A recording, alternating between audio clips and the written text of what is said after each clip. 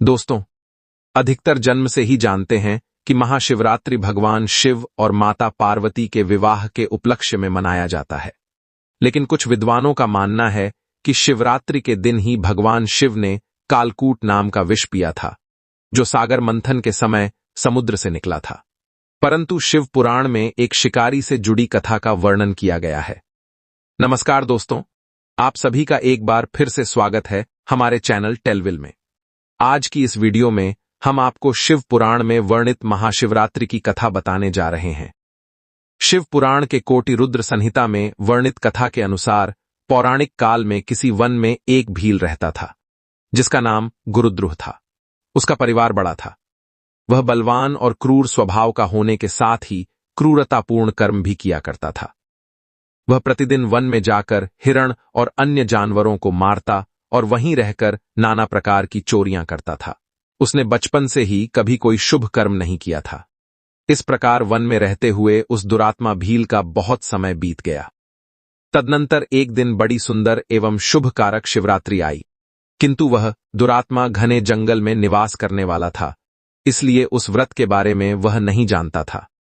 उसी दिन उस भील के माता, पिता और पत्नी भूख से व्याकुल होकर उससे खाने की मांग करने लगे। उनके बार बार याचना करने पर वह भील तुरंत धनुष लेकर वन की ओर चल दिया और हिरणों के शिकार के लिए सारे वन में घूमने लगा। देवयोग से उसे उस दिन कुछ भी नहीं मिला और सूर्य अस्त हो गया। इससे उसको बड़ा दुख हुआ और वह सोचने लगा कि अब मैं क्या करूं, कहां जाऊं। आज तो कुछ नहीं मिला। घर में जो बच्चे हैं उनका तथा माता पिता का क्या होगा, जो मेरी पत्नी है उसकी भी क्या दशा होगी। अतः मुझे कुछ लेकर ही घर जाना चाहिए। ऐसा सोचकर वह व्याध यानी शिकारी एक जलाशय के समीप पहुंचा और वहां पानी में उतरने का घाट था। वहां जाकर खड़ा हो गया और मन ही मन यह विचार करने लगा कि यहां कोई ना कोई जीव पानी के लिए अवश्य आएगा। उसी को मारकर उसे साथ लेकर प्रसन्नतापूर्वक घर को जाऊंगा। ऐसा निश्चय करके वह व्याघ्र एक बेल के पेड़ पर चढ़ गया और वहीं जल साथ लेकर बैठ गया। उसके मन में केवल यही चिंता थी कि कब कोई जीव आएगा और कब मैं उसे मारूंगा। इसी प्रतीक्षा में भूख प्यास से पीड़ित वह वहां बैठा रहा। इस तरह काफी रात हो गई और जब रात का पहला प्रहर आरंभ हुआ तो एक प्यासी हिरणी वहां आई, जिसे देखकर उस व्याध को बड़ा हर्ष हुआ और उसने तुरंत ही उसे मारने के लिए अपने धनुष पर एक बाण का संधान लिया। ऐसा करते हुए उसके हाथ के धक्के से थोड़ा सा जल और विल्व पत्र नीचे गिर पड़े। उस पेड़ के नीचे शिवलिंग था, जिसके बारे में वह व्याध नहीं जानता था। इस तरह उस जल और विल्व पत्र से शिव की प्रथम प्रहर की पूजा संपन्न हो गई। उस पूजा के महत्व से उस व्याघ्र का बहुत सा पाप तत्काल नष्ट हो गया। उधर वहां होने वाली खड़खड़ाहट की आवाज को सुनकर हिरणी ने भय से ऊपर की ओर देखा। व्याध को देखते ही वह व्याकुल हो गई और बोली, व्याध, तुम क्या करना चाहते हो? मेरे सामने सच सच बताओ। हिरणी की बातें सुनकर व्याध ने कहा, आज मेरे परिवार के लोग भूखे हैं, अतः तुमको मारकर मैं उनकी भूख मिटाऊंगा और उन्हें तृप्त करूंगा। व्याध का वह दारुण वचन सुनकर तथा दुष्ट भील को बाण ताने देख हिरणी सोचने लगी कि अब मैं क्या करूं, कहां जाऊं। अच्छा, कोई उपाय सोचती हूं। ऐसा विचार कर हिरणी बोली, व्याध, मेरी मौत से तुमको सुख होगा। इस अनर्थकारी शरीर के लिए इससे अधिक महान पुण्य का कार्य और क्या हो सकता है। उपकार करने वाले प्राणी को इस लोक में जो पुण्य होता है उसका 100 वर्षों में भी वर्णन नहीं किया जा सकता। परंतु इस समय मेरे सब बच्चे मेरे आश्रम में ही हैं। मैं उन्हें अपनी बहन को अथवा स्वामी को सौंप कर लौटाऊंगी। व्याध, तुम मेरी इस बात को मिथ्या ना समझो। मैं फिर तुम्हारे पास लौटाऊंगी, क्योंकि सत्य से ही धरती टिकी हुई है, सत्य से ही समुद्र अपनी मर्यादा में स्थित है और सत्य से ही निर्झरों से जल की धाराएं गिरती रहती हैं। सत्य में ही सब कुछ स्थित है। हिरणी के ऐसा कहने पर जब व्याध ने उसकी बात नहीं मानी, तब उसने अत्यंत विस्मित एवं भयभीत हो हिरणी बोली, व्याध सुनो, मैं तुम्हारे सामने ऐसी शपथ खाती हूं जिससे पर जाने पर मैं अवश्य तुम्हारे पास लौटाऊंगी। ब्राह्मण यदि वेद बेचे और तीनों काल संध्या वंदन न करे तो उसे जो पाप लगता है, पति की आज्ञा का उल्लंघन करके स्वेच्छा अनुसार कार्य करने वाली स्त्रियों को जिस पाप की प्राप्ति होती है, किए हुए उपकार को ना मानने वाले, भगवान शंकर से विमुख रहने वाले तथा विश्वासघात और छल करने वाले लोगों को जो पाप लगता है, उसी पाप से मैं भी लिप्त हो जाऊं यदि लौट कर ना आऊं। इस तरह अनेक शपथ खाकर जब हिरणी चुपचाप खड़ी हो गई, तब उस व्याध ने उस पर विश्वास करके कहा, अच्छा, अब तुम अपने घर को जाओ। जब वह हिरणी बड़े हर्ष के साथ पानी पीकर अपने आश्रम मंडल में गई, इतने में ही रात का वह पहला प्रहर व्याध के जागते जागते ही बीत गया। तब उस हिरणी की बहन दूसरी हिरणी, जिसका पहली ने स्मरण किया था, उसी की राह देखती हुई जल पीने के लिए वहां आ गई। उसे देखकर भील ने स्वयं बाण को तरकश से खींचा। ऐसा करते समय पुनः पहले की भांति भगवान शिव के ऊपर जल और बेलपत्र गिरे। उसके द्वारा महात्मा शंभू की दूसरे प्रहर की पूजा संपन्न हो गई। यद्यपि वह प्रसंग वशी हुई थी, तो भी व्याध के लिए सुखदायिनी हो गई। हिरणी ने उसे बाण खींचते देख पूछा, वनेचर, ये क्या करते हो? व्याध ने पूर्वत उत्तर दिया, मैं अपने भूखे कुटुंब को तृप्त करने के लिए तुझे मारूंगा। यह सुनकर वह हिरणी बोली, मेरा देह धारण सफल हो गया, क्योंकि इस अनित शरीर के द्वारा उपकार होगा, परंतु मेरे छोटे छोटे बच्चे घर में हैं, अतः मैं एक बार जाकर उन्हें अपने स्वामी को सौंप दूं, फिर तुम्हारे पास लौट आऊंगी।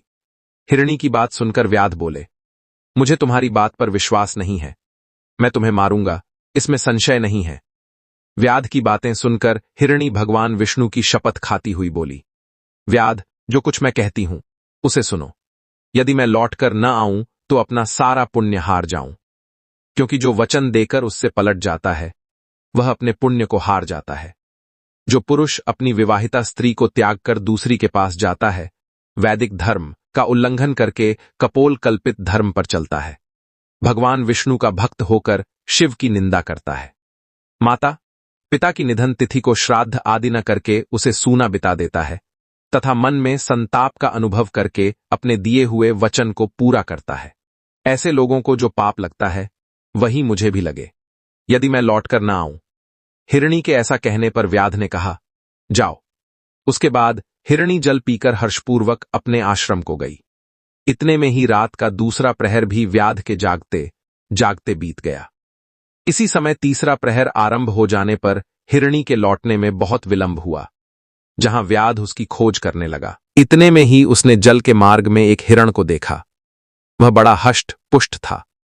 उसे देखकर व्याध को बड़ा हर्ष हुआ और वह धनुष पर बाण रखकर उसे मार डालने को उद्धत हुआ। ऐसा करते समय उसके प्रारब्ध वश कुछ जल और बिलपत्र शिवलिंग पर गिरे। उससे उसके सौभाग्य से भगवान शिव की तीसरे प्रहर की पूजा भी संपन्न हो गई। इस तरह भगवान ने उस पर अपनी दया दिखाई। पत्तों के गिरने की आवाज सुनकर उस हिरण ने व्याध की ओर देखा और पूछा, क्या करते हो?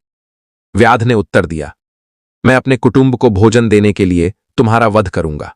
व्याध की बात सुनकर हिरण के मन में बड़ा हर्ष हुआ और तुरंत ही बोले, मैं धन्य हूं। मेरा हष्ट पुष्ट शरीर होना सफल हो गया, क्योंकि मेरे शरीर से आप लोगों की तृप्ति होगी।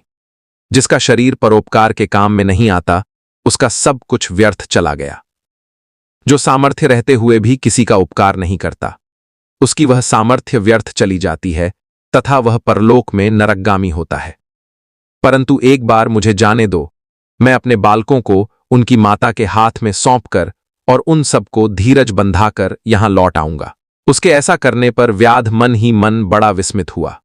उसका हृदय कुछ शुद्ध हो गया था और उसके सारे पाप नष्ट हो चुके थे। उसने हिरण से कहा, जो यहां आए वे सब तुम्हारी तरह बातें बनाकर चले गए, परंतु वे अभी तक यहां नहीं लौटे। हिरण, तुम भी इस समय संकट में हो, इसलिए झूठ बोलकर चले जाओ। फिर आज मेरा जीवन निर्वाह कैसे होगा? व्याध की बातें सुनकर हिरण बोले, व्याध, मैं जो कुछ कहता हूं उसे सुनो। मुझमें असत्य नहीं है। सारा चराचर ब्रह्मांड सत्य से ही टिका हुआ है। जिसकी वाणी झूठी होती है, उसका पुण्य उसी क्षण नष्ट हो जाता है। तथापि व्याध, तुम मेरी सच्ची प्रतिज्ञा सुनो। संध्याकाल में मैथुन तथा शिवरात्रि के दिन भोजन करने से जो पाप लगता है, झूठी गवाही देने, धरोहर को हड़प लेने तथा संध्या न करने से द्विज को जो पाप होता है, वही पाप मुझे भी लगे, यदि मैं लौटकर न आऊं। जिसके मुख से कभी शिव का नाम नहीं निकलता, जो सामर्थ्य रहते हुए भी दूसरों को उपकार नहीं करता, पर्व के दिन श्रीफल तोड़ता, अभक्ष्य भक्षण करता तथा शिव की पूजा किए बिना और भस्म लगाए बिना भोजन कर लेता है। इन सब का पातक मुझे लगे, यदि मैं लौट कर न आऊं। उसकी बात सुनकर व्याध ने कहा, जाओ, शीघ्र लौटना। व्याध के ऐसा कहने पर हिरण पानी पीकर चला गया। वे सब अपने आश्रम पर मिले।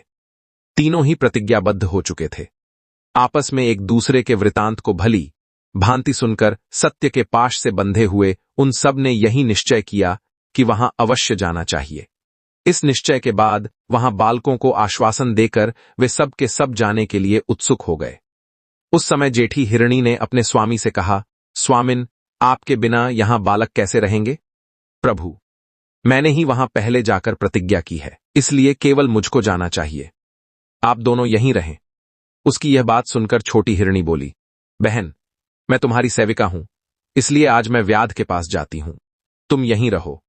यह सुनकर हिरण बोले, मैं ही वहां जाता हूं, तुम दोनों यहां रहो, क्योंकि बच्चों की रक्षा माता से ही होती है। स्वामी की यह बात सुनकर दोनों हिरणी बोली, प्रभु, पति के बिना इस जीवन को धिक्कार है। तब उन सब ने अपने बच्चों को सांत्वना देकर उन्हें पड़ोसियों के हाथ में सौंप दिया और स्वयं शीघ्र ही उस स्थान को प्रस्थान किया जहां वह व्याध शिरोमणि उनकी प्रतीक्षा में बैठा था। उन्हें जाते देख उनके सब बच्चे पीछे पीछे चले आए। उन्होंने यह निश्चय कर लिया था कि माता पिता की जो गति होगी वही हमारी भी हो। उन सबको एक साथ आया हुआ देख व्याध को बड़ा हर्ष हुआ। उसने धनुष पर बाण रखा। उस समय पुनः जल और बिलपत्र शिव के ऊपर गिरे। इससे शिव के चौथे प्रहर की शुभ पूजा भी संपन्न हो गई। उस समय व्याध का सारा पाप तत्काल भस्म हो गया।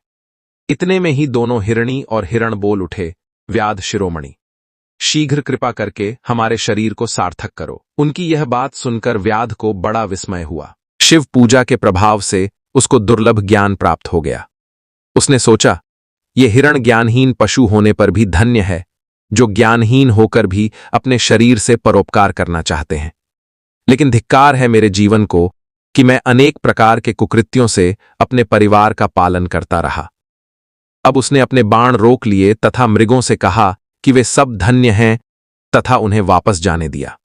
उसके ऐसा करने पर भगवान शंकर ने प्रसन्न होकर तत्काल उसे अपने दिव्य स्वरूप का दर्शन करवाया तथा उसे सुख समृद्धि का वरदान देकर गुह नाम प्रदान किया। दोस्तों, यही वह गुह था जिसके साथ भगवान श्री राम ने मित्रता की थी।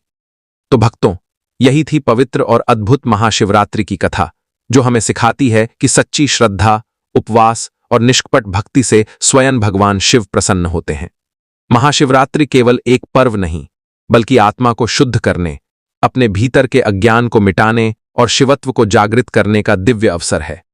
जो भी श्रद्धा और विश्वास के साथ इस दिन व्रत, पूजन और रात्रि जागरण करता है, उसके सभी पाप नष्ट हो जाते हैं और जीवन में सुख, शांति और समृद्धि का आगमन होता है। भोलेनाथ अपने भक्तों पर सदैव कृपा बरसाते हैं। उनकी कृपा से असंभव भी संभव हो जाता है।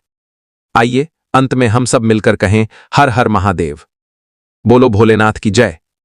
यदि आपको यह कथा पसंद आई हो तो वीडियो को लाइक करें, शेयर करें और चैनल टेलविल को सब्सक्राइब करना न भूलें, ताकि आप ऐसी ही पवित्र और ज्ञानवर्धक कथाओं का आनंद लेते रहें।